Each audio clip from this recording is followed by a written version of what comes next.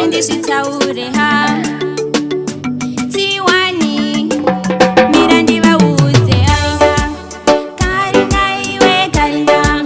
ndati ndozvitaura taura Karinga iwe Karinga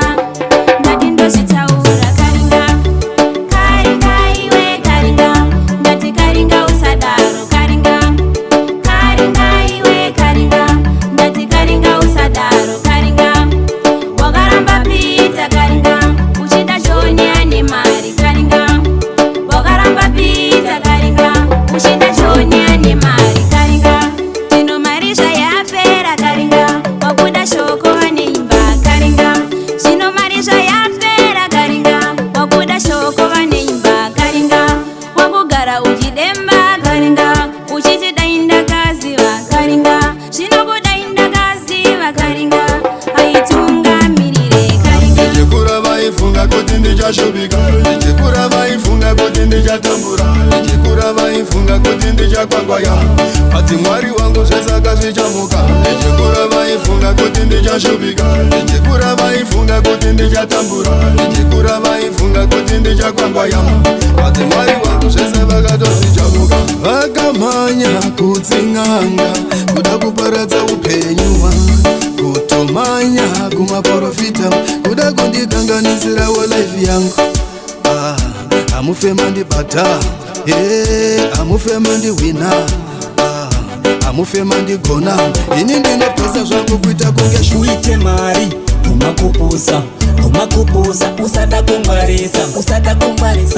umakushandiswa chinodiwa chete kuzvininipisa kuti uite mari umakupusa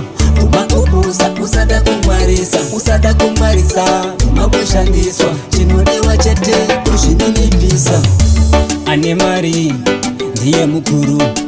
ndiye anogara pachituru ndiye anotonga ritori bhuru usina mari uri chigunduru murombo warove chine nguvo teerera mwana wangu chigotero hauna chako ungori tsuro asi ndoda kuona yakabudirira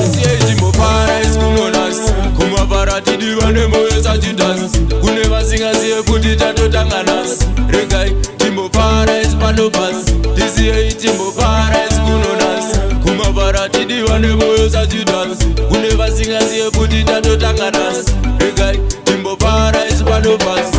vane zvinodovesa vantanamira kamba kuita makwikneni vachatopazhamba tomboita zingoma izipa kutamba tiri kumafaro chigo chakana hanga onakapa pai pane mazichikeni mamwe mazibifi achangobva muovheni tietfare isu sataenda kuhevheni apa tichigocha ndizoka zvandofarira tisiyei timbofara iwe koma ndokuda iwe ini ndokuda iwe koma ndokuda ndizikujuta kuti ini ndokuda iwe sikana ndokuda